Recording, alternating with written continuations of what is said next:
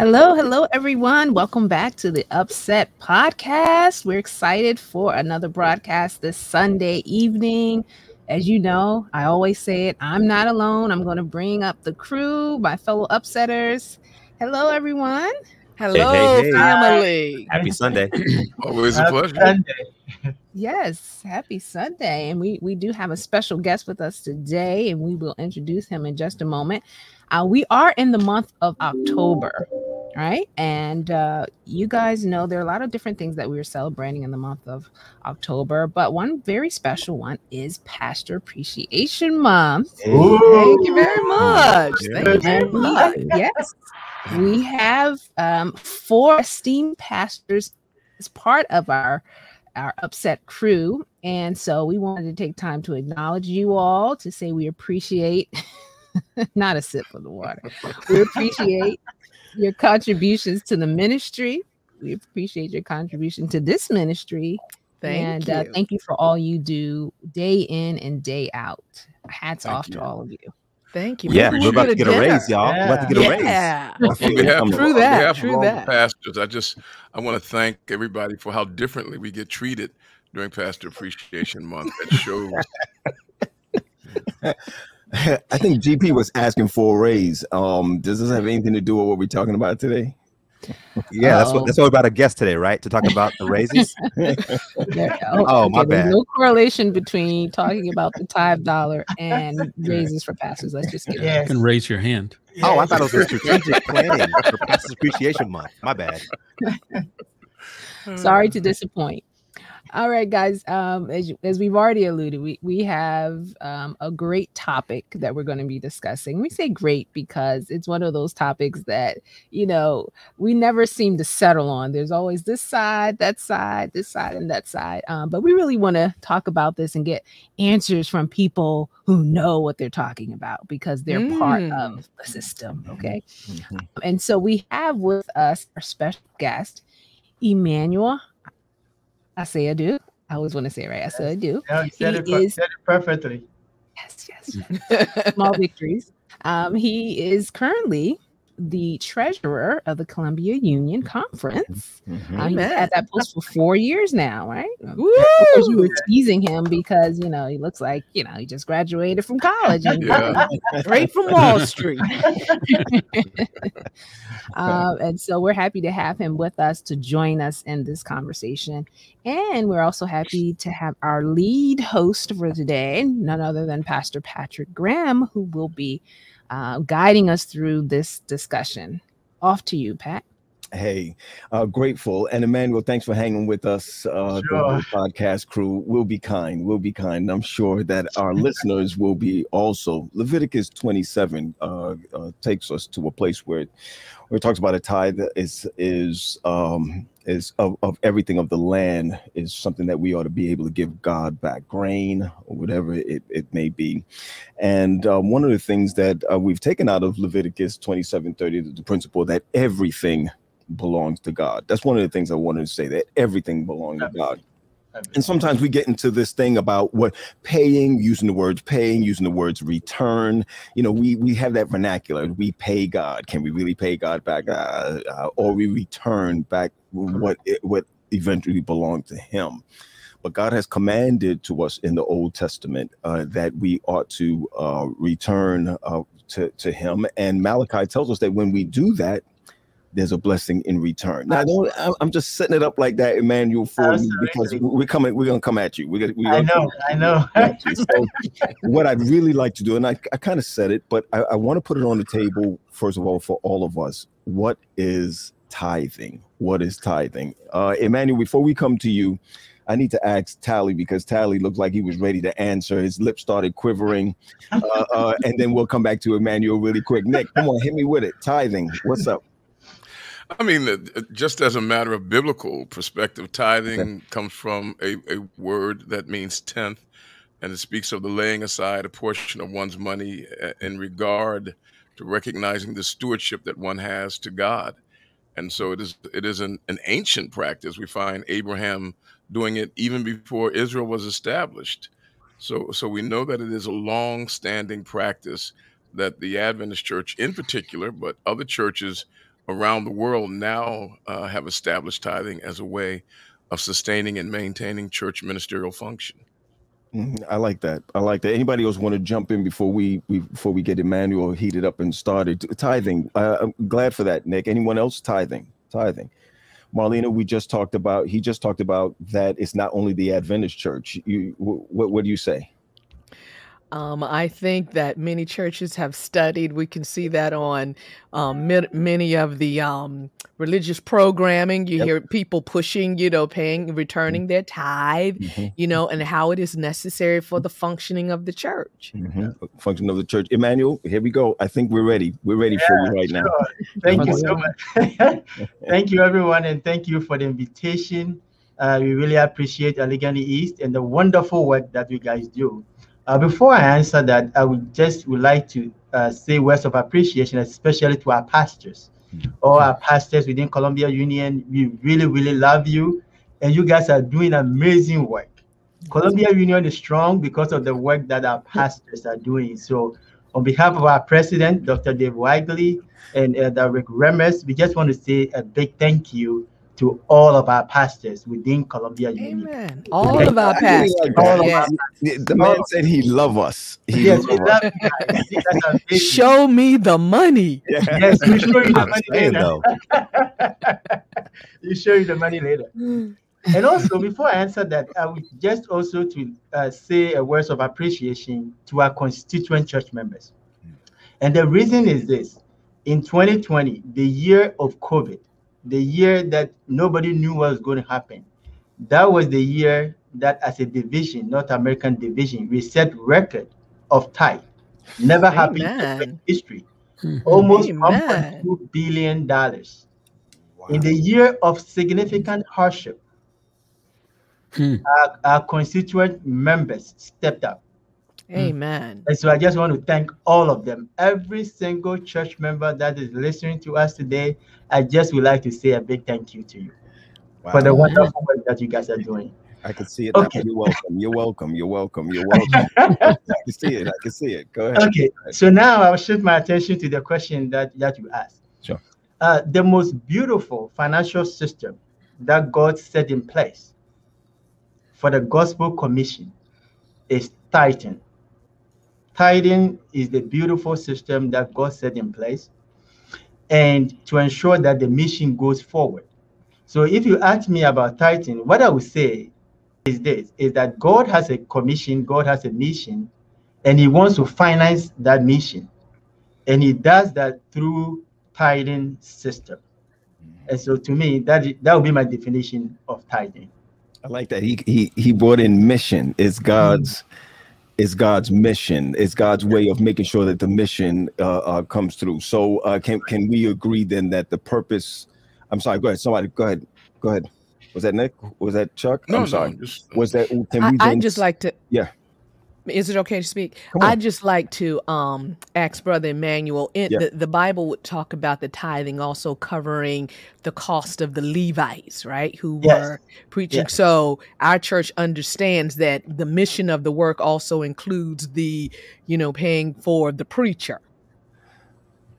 Yeah, preachers is that and correct? It is correct. Yeah.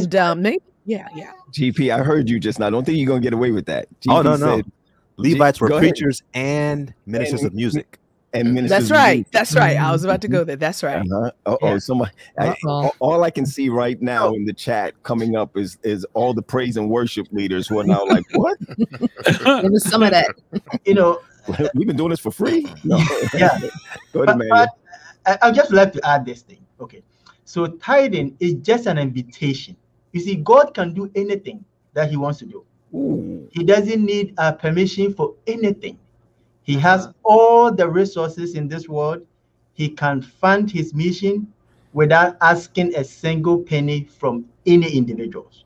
So God wants to give us an opportunity for us to partake in the wonderful mission that he has.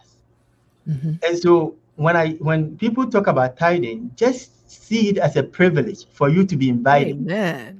For you to be invited by the Almighty God, who has all the resources, for you to add your 1 cent to the great work that he wants to do. He said 1 cent. I'm glad you said that, because when you asked the question about tithing, our instinct is to state the 10%, what it is literally. But I kind of look at it, or I've grown to look at tithing as an opportunity, as Emmanuel was saying, because anything that God asks of us is not something that he needs. It's always something that we need. And I think one of the things we have to realize about tithing is that getting so territorial about, how we get about our money. We don't, we hold it close to the chest and we think it's about us. But God is saying, I'm giving you this opportunity to allow you to be blessed beyond what you already have. But it's not just about the blessing. It's about the obedience. It's about practicing obedience to what God's asked us to do. Because when we can do that with money, then there's so much more we can do with. But I'll stop there. No. I dig you with that. I dig where you're coming from with that. I even though you said it and I understood it, I believe that our money, I said it right. And I believe that our money has been lent to us. Yeah. All 100% of it has been lent to us to see if are we going to be good stewards of it. And God is asking back for 10%. What I heard though from you is that normally we say, what is the purpose of tithing? We normally shift and say the workers of the gospel, or to get the job done. What I like what you said just now goes the other way. It's not just for the workers, but it's for us to grow and for us to realize that something, to build our faith in God, or our, especially our trust in him. I think that when we think of Malachi 3:10 and we automatically say that it will pour us out a blessing, or you're going to open up the windows of heaven and pour us out a blessing, we normally feel like God is, we're going to go back to one of our old shows, guys. God is a casino, or God's lotto. Or God's lotto. There's some expectation in it that if you put something in, you ought to be able to get something out. Come on, upsetters, help our listeners with that. Well, go ahead, Chuck. Yeah, well, I'm listening to everyone talk, and we generally understand and accept the fact that tithe is a return to God, what is God's. And if that is the case, and we believe that, and we stand by it, do we have any ground to stand on to scrutinize the use of the money? Yes, absolutely. I think that the problem with money is our language, you see, because we use the word mine, my car, my wife, my this, my that. And so anytime you use the word mine, it becomes difficult to give it away, to give it out. I was asking a friend about tithing, and he said, okay, I said, I'm giving you $100. Okay, $100, I'm giving it to you. It's my money, I'm giving it to you. And I asked him to give me $50 back. Okay, this guy ran to his car quickly, and then he found $50 and he gave it to me. And so I asked him, I said, why did you do that? Why did you run to give me back $50? He said, well, the money belonged to you. You gave me $100, and you expect me to return and give you back $50. So because he realized that the money wasn't his money in the first place, returning $50 to me wasn't a problem.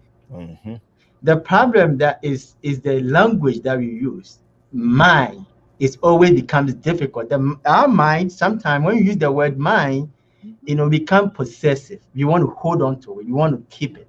And I think that prevents people when it comes to tithing, because of the way we use the language to describe it. Very good point. Yeah. I like that. You're gonna hear everybody gonna hear that in their next stewardship. That, right. But it is true. Like, can I add this part in, upsetters, that certain things that I spend money on, I stop spending money on because the 100% is God's. Right. Do you understand what I'm saying? Absolutely. It wasn't just the 10%, but there are certain things that I said, okay, while I'm purchasing items or I purchase things or whatever, I say to myself, that money belonged to God also. So why would I use that for something that I should not use it for? Because it still belonged to him anyway. And all you upsetters, stop asking me what I stopped purchasing, but don't even worry about that. It had nothing to do with it. I was going to go there. Yeah, Chuck, I knew you was coming for it. Yeah. So you paid your tithe, and you're satisfied that God is right. He's accepted your return of your tithe, and you have no problems going out and buying a $70,000 Tesla. Why you got to use the word Tesla though? Because I know you like Teslas. At least he's improving the environment. Yeah. And the truth is that I have, and you know what, Chuck, I hear you with that. I think God wants me to budget. I think God wants not only for, I'm giving him that 10, but here's when I give him that 10, I'm going to tell you what's in my mind more than money back. And this is the honest truth to everyone. I'm more in for health. If I'm trading God something in my mind when I return tithe, I say, God, give me my health that I could live to see what it is. So I don't really do the 10%. Let the windows open up and it turns into a giant market or something of that nature. I don't do that at all.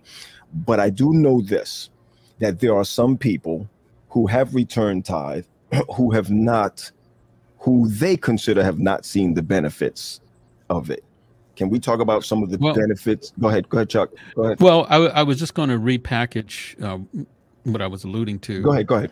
We can, while we return our tithe, and some more than 10%, that is not to say that we should be reckless with the rest. Right. Yeah. Because there's some people who feel like, well, I pay, what difference does it make? I paid my tithe. I paid a double tithe, and I am going to get that silver Tesla. Right. Oh, now you may have skipped some other bills. You may not be putting more than beans and rice on the table, but you do have your Tesla. I paid my tithe. Who cares?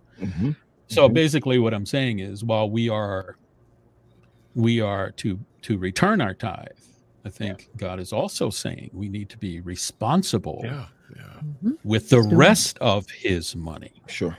Correct. Yeah, and I think what Chuck said is very important. God is interested in both how we acquire the money and how we use the money. So because 100% of whatever we have belongs to him, how we use it is extremely important to him. And so it's not just the 10%, it's the 90% remaining. How are you using that money? Are you using it responsibly? Or are you using it based on greed and selfishness and desires and things like that? And God is not interested in just only the tithe, but 100% of how we use the 100% of the money. I'm glad that. Go ahead, Tally. Go ahead. I think we have really done a very good job starting off on the existential spiritual impetus for tithing, why we do it and the need to do it. And get your dictionary. And the holiness behind it. I think one of the bigger questions that exist in our congregations is not whether or not we ought to do it or if it's a spiritual exercise that needs to be practiced. It is how it is distributed. Let me ask Brother Emmanuel a question. Would I be correct in assuming, and everybody else, that tithing, the church has always said, is for the work of the ministry? Would that be a correct assumption? Yes, it is correct assumption. Then let me expand the syllogism a bit further. And that is, the work of the ministry, from a scriptural perspective, is the making, the training, the sending of disciples. We make disciples, train disciples, send disciples. That would be the work of the ministry. The work of the ministry, the making, the teaching, and sending of disciples takes place in only one place in the 5-level church structure, the local congregation. The tithe itself is collected in only one place in the local church structure. Correct. The local congregation.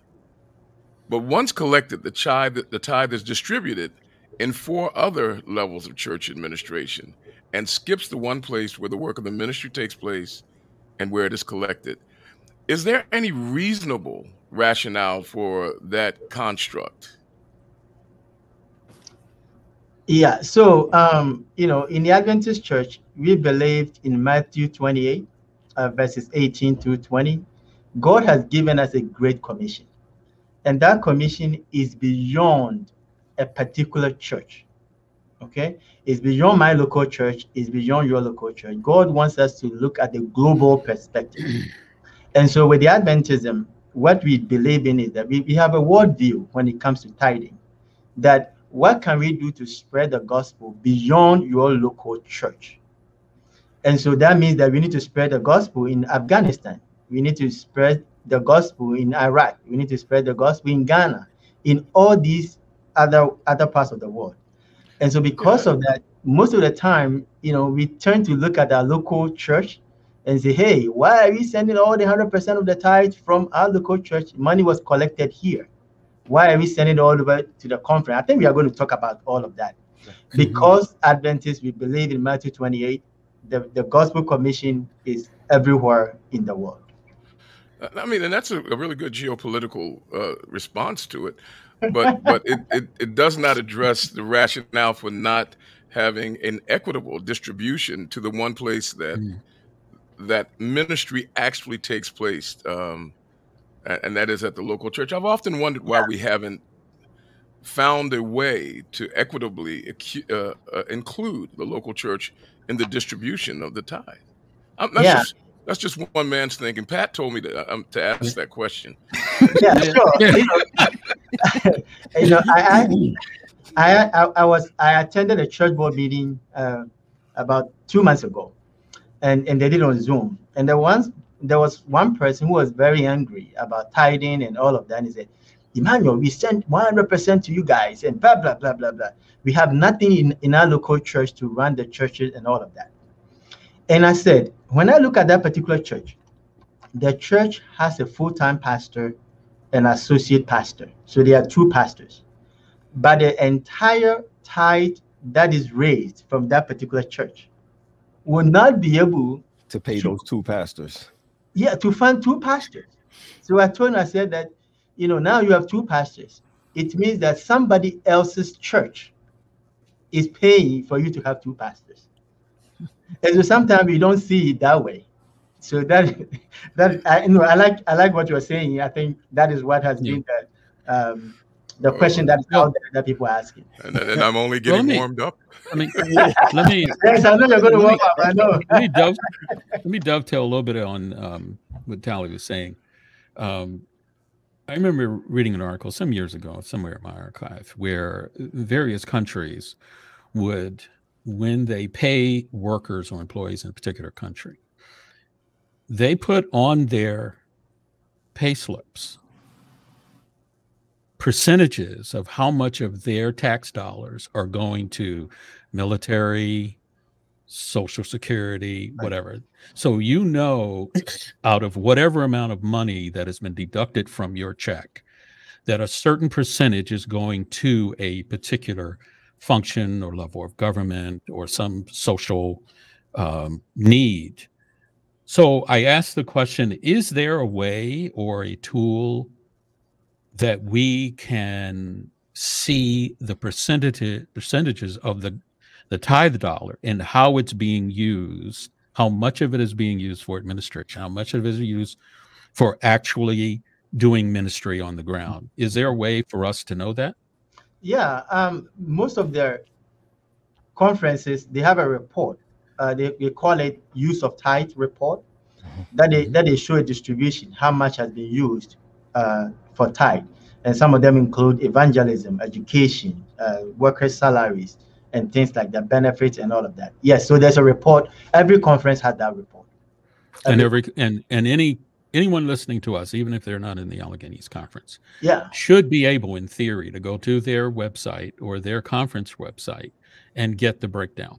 Yeah, usually some of them put them on their website, and I can tell you that all of the treasurers will be very happy to talk to every church member one-on-one if you want a detailed explanation as how your tithe dollar has been used. Every conference treasurer is willing and available to provide that information. And so my follow-up question is, with that being said, what enablement we may have to scrutinize or counsel those who collect the money and spend the money? Do we have an opinion? Do we have a position that we can say, I don't like that you give so much to this and not enough to that. Are we in a position that we can do that? Yeah, you can do that. That is why, you know, in the church work, we have a constituency, right? Church boards and all of that. That is where we scrutinize some of these things. You can go to your board meeting, and then, you know, the treasurer will present the financial reports, and you can ask questions because your church has called you to join that board for you to represent them. And so you can ask any question in regards to tithe at that particular moment. As far as we're concerned, that would be our constituents that we meet every town hall 5 years, and also town hall in between. Town hall meetings that you can we can ask those types of questions. And I think we had a show a couple of weeks ago that tells us how our voice can be used for that. I do think, though, Emmanuel, as we talk about this, some of us do not understand, and sometimes I get even confused about how that $1 that comes out of my pocket in the SDA church in Maryland, how that goes all the way up to the general conference. And how that can you kind of walk us through that? Yes, yeah, we're happy to do that. And I would like to, before I say that, I would like you're going to pray first before you I'm not going to pray. I just want especially the North Americans, to know how they are, even though some of you may not go out there to Africa and Asia and all of that to directly do gospel work, your dollar is doing much. Is helping, and I'm a testimony of that. You know, I'm from Ghana, and I remember when I finished school in Ghana, there was no Adventist university in Ghana, okay, and Columbia Union, in partnership with our health systems, they built a school. They helped Valley View University. At that time, the Adventist school had started, and they provided significant money to get that school started. Good stuff. And so I went to that school. That's why I'm here today. Oh, so and I can tell you that. So that's how you were 15 years old when you graduated, and you came in at 20. So that is why I'm telling you that, you know, the tithing system, the way, right, is a beautiful thing. I think, Emmanuel, I thank you for that, and I'm going to let you continue. Thank you for that, and I think that's one of the things I think Chuck was saying. We don't know these things, and I think the actual constituents need to know that this is what our dollars are used for us to be able to say, now I understand. You see what I'm saying? So I'm glad that you made that point. But before you go on how the dollar moves, I'd like you to give us quick specs on how many unions, how many people are in the division, just to bring us back up, because you mentioned North America. You mentioned North America. So if you could just give us quickly how many conferences, how many unions, etc., make up North America before we go out to the world. Okay, yeah. So NAD, we have 9 unions, which our union is Columbia Union. Right. And we have about 57 conferences and mission, which is in Guam. So that is that is NAD. Okay, go ahead. Yeah. Okay, so how tithe works, that's what I'm saying, that the tithe is working. It's a beautiful system. The Adventist Church, I can tell you that every church, every conference, every union, they are very careful when it comes to the use of tithe dollars. And so what we have done in NAD that we all have agreed is that for every dollar that is raised from the local church, 100% of the tithe, only the tithe, not the other funds like the combined budget and the other offerings, not that. Only the tithe. 100% goes to the conference, because that is where we have agreed to designate as the storehouse, so that we'll be able to distribute the money to spread. Emmanuel, I'm sorry, again, you stopped at storehouse. It had like a full stop, full stop. Yeah. Stop. Explain to the people what the storehouse is. Okay. I think you know, we're gonna get the chat is gonna get heavy now when you say the storehouse. Okay. So the storehouse is just a place. Put it this way, it's just a place that all the churches that we have in the conference, they collect all the money and they put it there, so that the money can be spread, and so that the mission can continue. So that's why we call it a storehouse.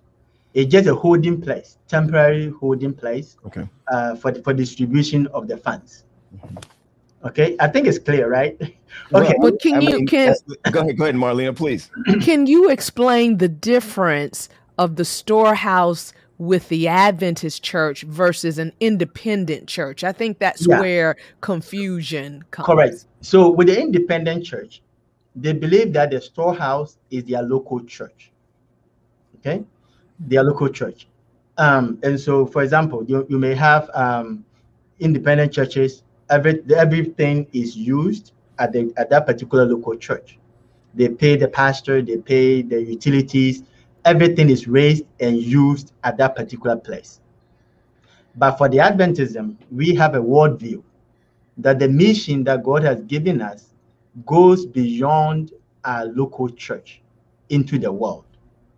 So that is the difference between how Adventism we view the tithing system versus the independent churches, how they see tithing. Okay, so 100% of the money, they go to the conference. Our designated temporary holding place called storehouse, it goes there. And once the money goes there, about 24% of the money, they move from the particular conference and they go to the union. Okay, 24%. So that means if you put $1, 24 cents of that, 100% of that dollar will go to the conference. I appreciate that. I appreciate that. 24 cents. 100% of the dollar will go to the conference. Go ahead, Nick. I'm learning my math. Go ahead. You go ahead. Okay. So the conference will also give about 24 cents of your dollar. They are going to send it to the union. And once it gets to the union is also going to give 9 cents of the money of the 24 cents, right? So 24 cents will stay at the union level, and the remaining will go to the division. So 9 has been stayed in the union, so you have about 15 cents. So the 15 cents, it will go to the division. And the division is also going to give about 6%, and they are going to give it to the general conference. And the division will keep the remaining. Okay, so that is the general concept of it. But there's also money that flow from the top to the bottom, from the bottom to the top, and all of that. So we are going to talk about that also. So this is just a breakdown of how the 100% goes to the conference, and 24% of that, they will go to the union. The union will keep 9% of the 24%, and then 15% will go to the division. The division will give 6% of that to the general conference. Is that making sense? Yeah. Some stays and some goes. I understand it. Okay. So now maybe we can talk about the use. Okay. Yeah. Well, don't go on a conference level right now. Yeah. Talk to us what does the union do with the 24 cents? Okay. So our union, we are going to keep 9%. I told you about that. 9 cents. So 9 cents. Okay. So the union also return tithe on the 9%. Okay. So the unions return tithe on the 9%. The conferences don't return tithe. The division doesn't return tithe. The general conference doesn't return tithe. Only the unions return tithe. Wow. On the money that they have received. And where's the storehouse for that? Yeah, I was going. Who's Melchizedek for that one? Okay, so the storehouse. So the storehouse is the union. Our 9% is considered a storehouse for the union, and then the union will give 10% of our 9% to the NAD, North American Division. And I'm going to explain why we do that. Okay, so give and take. Now the union's money is about 8 cents, right? Because we are giving 10% out, which is about 1% is going. So the union money is about 8%, 8.1%. Put it that way. To make the math easier, let's use 8%. Okay. Now the 8% that the union is keeping, unions also have to return 10% of the money that the union is giving to the regional conferences. I think that's also another topic that probably we need to discuss another time. So in our union, we have Allegheny East and we have Allegheny West. So the tithe, the 9% tithe that we got from Allegheny East and Allegheny West, we also have to give back 10% of that and send it back to the Allegheny East and Allegheny West. Okay. So now the union's 9% is no longer 9%. Remember, we have done a tithe, and then we are giving back money also to the Allegheny East and Allegheny West in this process. So roughly, the union's net tithe may be about, say, 7.5%. Okay, if you deduct all of that. Okay, so now once the union gets the money, about 7.5%, the union provides support to Washington Adventist University. There we go. It is Washington Adventist University, which is part of Columbia Union. It is an institution, it's a school, all of that. So we help fund that. Okay. Okay. And the second thing is that the unions also give money back to our conferences for K-12 education. We have schools. Here we go. So for you guys, for Allegheny East, they have Pine Forge. Right. And they have other schools that are. You can say Pine Forge one more time. It won't hurt. It won't hurt. Say okay. Pine Forge. Okay. So Pine Forge. Okay. Yes. Yeah. Yes. Go ahead. Okay. So we have Pine Forge that is there. And then the union also give money back to the conferences for evangelism. Right. Okay. There are so many evangelisms that is going on. And then we give also money back also for Hispanic and regional capital reversion. So that's a small money that the unions give back to the conferences to help support capital projects that is happening in their conference territory. Where does the health come in with this? The health? Yeah, health. The health organizations. How does that come in with the unions? Okay, I will talk about that. I'm just talking about the tithe right now. Okay. I'll talk about the other money from the health systems. Okay, so now we give all that money back. So the union, the money that we used for our union operation, like the salaries and benefits and pay and all of that and everything, is about 43% of the money that we used. Okay, so you could see that more than 63% or 67, about 50, more than 50% of the money goes back to the local conferences, because we believe that that's where the money originated. It originated from the local conferences, from their local churches and schools. So significant money of that is returned back to where it came from. And so that is how the union does. Okay. May I ask a question just for clarification? Sure. Because obviously when people hear that it goes up and comes back, the question becomes, what's the point of sending it? Why can't we just deduct that from what we send? Correct. So the reason why it's important to come up and goes back is that because the financial strength of the conferences are not the same. Some of the conferences are financially healthier than others. And so once the money comes back to the union, then the distribution will also benefit those that are struggling.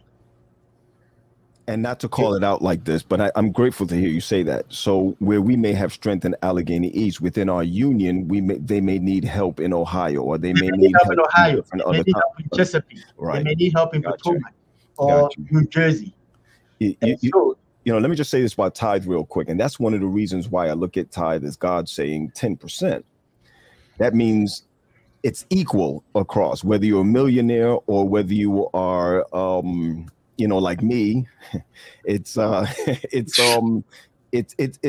fair across the board, but also everyone gets the help, or the mission gets done across the board, no matter where you are as far as it's concerned. You don't have to go into the health side of it, because this is really the tithing side of it. And I think one of the things that we and guys, if you could help me with this, I think it's to be transparent. Transparent is not necessarily what's wrong. Be transparent what's wrong, but to give information. Here we are in the age of where my mother, she doesn't care. She'll put it in the offering. In the offering plate. She doesn't even care if the pastor took it and spent it. She just did what God asked him to do with it. Absolutely. You got a new crew of people who's obedient to God, but also want to hold the storehouse accountable. To what happens with it. GP, I know we're in that group where I'm hearing, okay, so what is this done for? Majority of them, Emmanuel, does not know what actually happens with the funding, which makes them say, I'd rather give to the Red Cross, or I'd rather keep the money at home. You see a lot of people doing that also. Help us with that as far as the transparency. Help us as far as that's concerned. You know, so for the Adventist Church, you know, every conference is audited. Okay, so we have a general conference auditing service, and they spend much of their time looking at how the money has been spent to ensure that all that I talked about is what is happening. And so the auditing service helps us to be accountable, to ensure that we are using the money the right way based on the amount that we all have agreed to be spent back and forth. And so that is how we do that. Yeah. And I just want to put it this way, and I just feel, and I'm not talking to you, Emmanuel, right now. No, it's fine. Upsetters, I just feel like it should be posted. I feel like the spending should be posted. I can go on a should website. Be emphasized. And this is what this goes for. This is what Chuck doesn't make. This is what GP make. This is what Marlena. And when I say that, I don't mean personally what we make, but I do think that it's something that should be reported in its entirety, so that people, the constituency will know. In the union level is one thing, but on the conference level, I just think that everyone should know what every dime is being and be, what's the word? Being spent, being used. To be used. But I think, I just really believe it should be, the transparency should be there as far as it's concerned. Now I heard something. We don't have a lot of time. Go ahead, GP. Go. Before Emmanuel responds, I have friends I know who literally tithe to nonprofits. They give to churches in their community that are doing work in the community because they know where the money is going. I know somebody who lives in Florida who tithes to the Alfred Street Baptist Church because of the work they do with HBCUs. And this is, Seventh-day Adventist, born and raised just like me, but because they don't know where their money goes with the Adventist tithing system, they are just opting for other options. GP, if you really want to, if you really want to know about that, there are people who say, I would give to ADRA, I would tithe to ADRA, or I would tithe to Minnie McNeil. What is it? Y'all help me out. Community service. There are a lot of people who come to me and say, hey, I'd like to tithe just straight to the youth department, where we say, where I want to say, no, but they really want to do that because they really don't know, or they're not happy with it. Go ahead, Emmanuel. Go ahead. Well, I think what we should be doing more is to let people know how you are using the money. If people have understanding of what you are doing, I think Adventist Church does a lot of good things that are now shared. So if every church member knows, I went to one particular church and I talk about tithing like this and all of that. And as soon as I finished, the lady said, Emmanuel, I want to tell you, I have not tithed for 12 years. But because of the information that you have shared, I'm going to start tithing. Because she thought that the money would go to the conference and then whatever, that they don't know what is happening to the money and all of that. So I think we should do well advertising it, letting people know this is what we are doing with the tithe dollars. And Marlena said her life has been better since then. Yeah. Yes, it has, Tally. Yes, it has. Yeah. And I think that's what we should be doing. I need to bring a twist on this, guys, because it was a conviction on me. Now, I do return my tithe and offering, but half of the reason why I returned my tithe and offering when I returned it then is because we had to do it as workers. Come on, just hear me out. But I switched that to worship. Correct. I think that we have not even touched that side of it, which maybe we need a part two to it, is because, and the reason why I say that is because I think that's an important part of it. I was giving because my parents taught me to give. They'll give you $1. You get $10 for Christmas from Aunt so-and-so. They'll let you you go to church knowing that $1, that's the water, guys. That $1 was going to go into, the offering, not the offering plate, for tithe when it came through. Hold on. Listen to this. Tally, you're going to like this because of what we talked about before. My parents never pushed me for offering. That was Sabbath school. Yeah. But they always pushed for tithe as far as it's concerned. But now, the way I feel now, it's more now out of my worship that I return it. Do you understand what I'm saying? And I think that's a big deal. That's a big part of it. Well, Yeah, I think we need to acknowledge also that administratively we have stressed tithe over offering. Tithe is holy, offering is optional when they're both holy. And the reason we stress it that way is because those who administrate the church and operate at the higher levels are the ones who are the direct beneficiaries of tithe. And the offering, the pastors are left to struggle with. What I do appreciate is having a man like Emmanuel as the treasurer of the union. I remember a day when that would not have happened. I appreciate it, and I respect him taking the time to explain some of the practices and policies. However, oh, come on, Tally. We don't have that kind of time. However, to be somebody's going to fight. Yep. I've been, because I'm quiet because I don't want to, upset. Yeah, I know. Things, but no, you're quiet because you want to set up. That's right. I want to be clear about a couple of things. One, and that is that the process of distribution is not only is it not biblical, the church got it from the second chapter of Make It Upcus, and so it's a good book. Not biblical. You got to. It's a good book, though. It is policy, and I respect policy, but policy is not sacred. Exactly. That is first. Yes. Secondly, it is actually in many ways antithetical to what's biblical. If the work of the ministry is the making, training, sending, and then training, making, and sending of disciples, and it happens at one place, then there needs to be a greater emphasis on fueling and nurturing that one place. Yes. I stand by that until given a reason otherwise. And last but not least, Pat, I would ask you to please give to all of the saints the New Testament basis for tithing. Go. Nick. No, that's not it.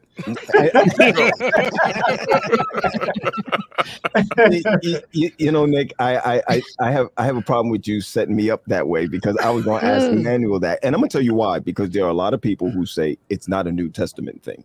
This is an Old Testament thing that comes across. I do know that Jesus had discussions concerning the Pharisees and the scribes concerning it that brought them back to it. But I'll tell you this, Nick, for setting me up. Did you say brought them back to what? I'm saying go back and, You really want to use that pericope as the establishment? No, and hold on. Matthew 23, buddy. Matthew 23, 23. Oh, I know Luke where it 11, is. 42. Yep. I mean, it's not solid enough to take us there, but I do believe that the principles of the Nick, don't shake your head. I do believe that the principles of the tithing carries over even to those who are atheists. Yeah.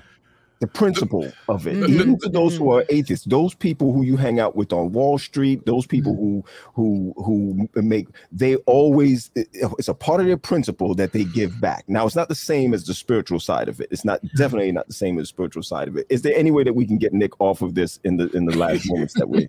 Let me be a blessing here. Come on with it. Go ahead. The New Testament is better than tithing. I agree. Hold on, Nick. I agree with you because when you look at the Acts agenda. When you look at the Acts agenda, you see people taking care of people. You see the church taking care of community. So I do agree with that. Unless you got something else to go with that. In the New Testament, tithing is the floor. The cheerful giver is the ceiling. I mean, the Apostle Paul speaks of the fact that you should be cheerful and you should give not under compulsion, but out of a heart of gratitude. It exceeds 10%. I was about to ask you that. Absolutely. Yeah. It exceeds 10%. That means but the only problem is that if you teach it from the New Testament, then people in certain places can't define what percentage they ought to get. Yeah. Right. I think Nick, the problem is that sometimes we lose focus of who is asking us to tithe. We lose focus that it is the God who owns everything. He owns everything, every single thing. He is the one who is asking us to partake on what he's doing. And if you understand it from that perspective, as I tell people, I say, hey, it is just a privilege for you to tithe. if God has blessed you to make money, it is just a privilege. There are others who are willing to tithe, but they have not been as privileged as you are to earn money to tithe. Right. So if you have that, that alone should cause you to give it joyfully. You know, and Nick, you're gonna love this, and this is probably gonna cause a lot of problems, but I don't double tithe. I don't, and I don't agree with double tithing. I believe that God has asked us to tithe for just the same reason, Emmanuel, that you said. Yeah. If we trust Him. If you trust Him. Let me just say that. You can't trust Him doubly? No. Let me explain. I would rather take what I would have given in the double tithe and offer that as offering or more. So I agree with you as far as that is more. The reason why I say that, Emmanuel, is this, and this is not to throw on the system. I survive from that system. I'm careful. But here's what I want to put you. The people who double tithe, the way we know that they double tithe is because they say that they double tithe. Yeah. So they double tithe in order for everyone to know that they double tithe. Have mercy. Right? So I look at it as that. Now, let me go into a bragging section really quick. When everyone said that we were going to dip in tithe through COVID, I said, is anybody? I said, it is not going to go down because it's going to mimic exactly the same thing that happened in the Old Testament, where they said, bring what you can bring, and they gave so much that they had to turn it back. Yeah. This is why I believe that the system is set for us to have faith and trust in God. So Nick, I'm gonna tell you, read your Bible, pray every day. Pray every day. And you'll grow. Pray every day. Grow. Yeah. You know, and it's true. You know, tithing is as spiritual as having faith or praying. It's an attitude. It's the same thing. You know, I asked, there was a time that somebody asked me whether the person should tithe on gross or net. That is also another topic that we need to talk about. And I asked the question, I said, what do you want your blessings on? Do you want your blessings on the gross or on the net? It's up to you. You know, that's wrong. That's the organ. No, Emmanuel. Yeah, it is. That is the organ. It's coming. Emmanuel, you're wrong on that just now, because you know that time is coming that we have to come off of here, and now you're gonna go ahead and throw a mini altar call on us. But why are you doing the altar call, Brother Emmanuel? Can you also let them know we should not use our tithing as a political thing? Absolutely. I don't know what that means. You don't?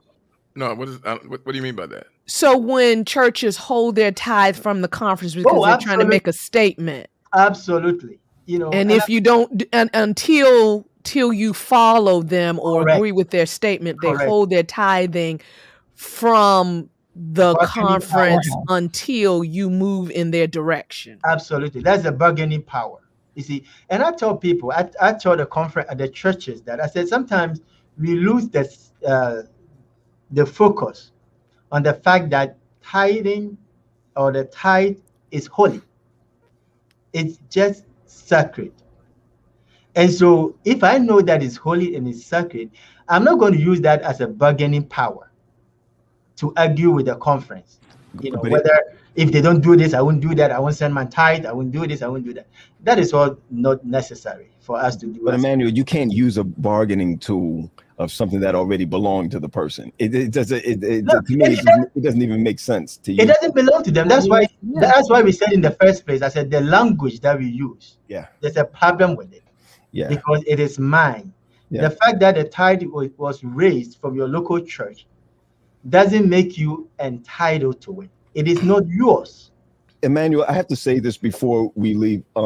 First of all, you have to come back Because yes. Oh yeah. no, There's because so many things we need to talk more about it. Yeah. no, you started some mess, and now you're a part of us. You started some mess. Now you're a part of us. Tally is ready to pounce on you, and so I think you need to. Tally is ready to blow up. I see the steam coming from his ears. Fine. He's fine now. So even though he said, no, he's not. No, he's not fine. So here's what I know. We normally have our meeting to set up what we want to do. I would really love him to be on live with us. I want you to be there with us when we go. Yeah. And you don't have to wear a tie this time around, so that when you don't wear a tie, you can fight back with us. Sure, let me know. Yeah, I'll wear a t-shirt. But I'm going to ask. He said, "I'll wear a t-shirt." But I want to ask the upsetters: can we do a second round on this? Because I think let's do it next week. I think there's a whole lot there, and I want Tally to give gracefully from his heart. You know what I mean? I want when he returns his tithe, it's from his heart, and not from an institutional standpoint. And that's why I want to be able to do that.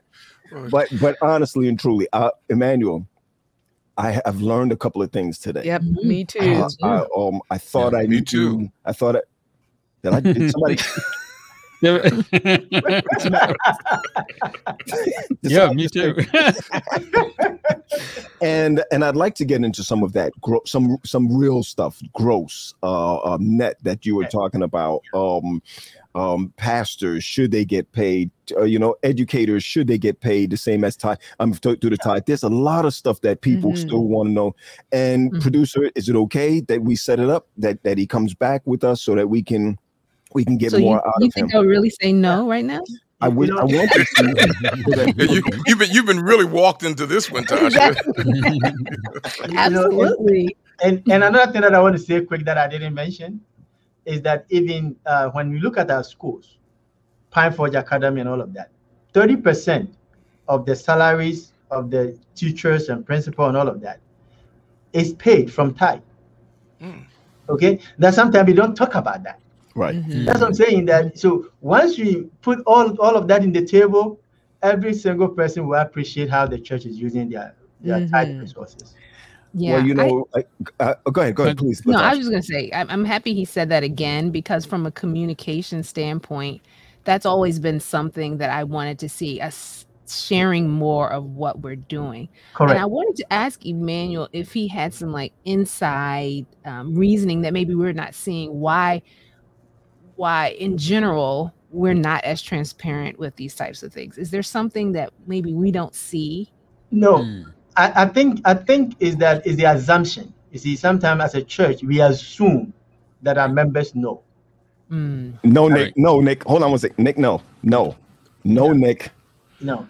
So, Emmanuel, continue.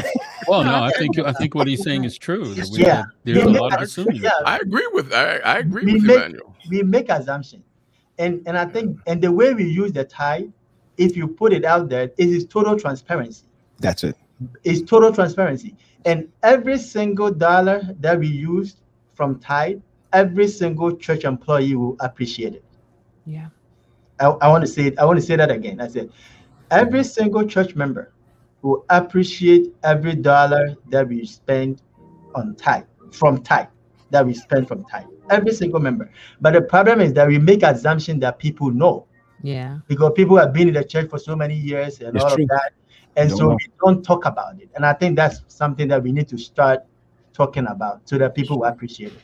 Well, Marlene, I really thought he was going to preach to do the altar call piece of it at the back. No, I'm not doing that. I had the organ ready. I like the organ. I had it ready. T-shirt to do that. Emmanuel, I want to say thank you. I mean, we could really go another hour on this, so we're going to invite you back. So I got to throw it back over to the producer. Latasha, if you would land this plane for us, go ahead. I just want to say excellent job, Emmanuel. Thank you. Yes. Listen, Marlene, if Emmanuel made it through Nick in the first round, Nick was kind. Yeah, he was kind. He was kind. He's going to blow up next week. Yeah, next week when I wear T-shirt. Right. You're going to need it, sir, for the sweat that will be on your brow. Yes. But I think I think ultimately this is all about information and transparency. Which sometimes when you put it out there, some folk don't like the criticism or the critique of how the money is being distributed, who makes those decisions. And this is why some people, they say, well, you know what? I really don't know anything about that, but I can take my 10% and go help a family in the second block of my street. And that type of mentality. Also, when we come back, I read some interesting statistics, and Emmanuel, you'll let us know if this would apply for our church. But some statistics have said that people who make less money give more or return more than those who make more money. And there are quite a few statistics that show that. I'd like to address that on the part 2. Wow. It is true. It is true, because I think if you give somebody $10, okay, right now, Nick, if I give Nick $10 and I ask Nick to give me $1 back, it won't be an issue. Okay, he will even give me $2 or $3. But if I were to give him $10 million now, and I said, Nick, give me $1 million back, I can tell you it will be a struggle. Try me, Emmanuel. Please try me. Please try me. Yeah. He said, prove him herewith. Yeah.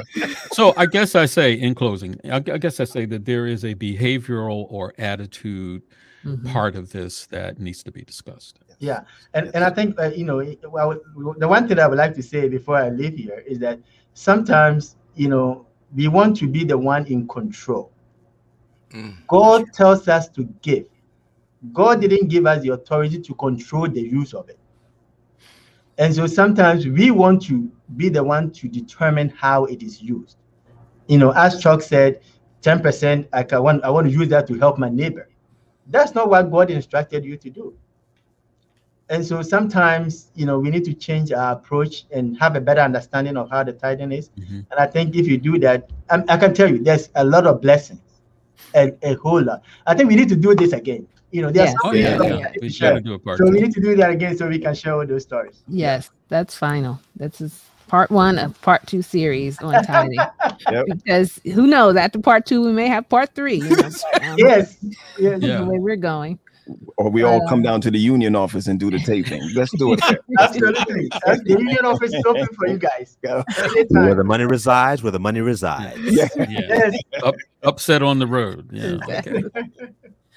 Well, I'll echo everyone's sentiments, Emmanuel. Thank you so much for agreeing to come and talk with us. Talking about what the church does with money is not always the things people raise their hands to do. So we appreciate you accepting the invitation and being so upfront and transparent with us. Like everyone else said, I learned so much. I had no idea that the union tithe. That was one of the things that stuck out to me, that the union tithe what they received. So thank you for sharing that with us. And thank you for consenting to come back next week. I just have one line of counsel for you, Emmanuel. When you come back for part 2, come back fully armed, armor, and everything else that goes with it. Okay. Just you'll appreciate that counsel on part 2. Oh yeah, and no tie. Just come in your t-shirt. I'll come in my t-shirt. We'll be ready. We'll be ready. But we will be live. Run away, then I'll run away. Thank you. Awesome. All right. Awesome. And upsetters, thank you for behaving somewhat for our guest. Gave him enough to think about, but he is still consenting to part 2, so we didn't do too bad. All right, guys.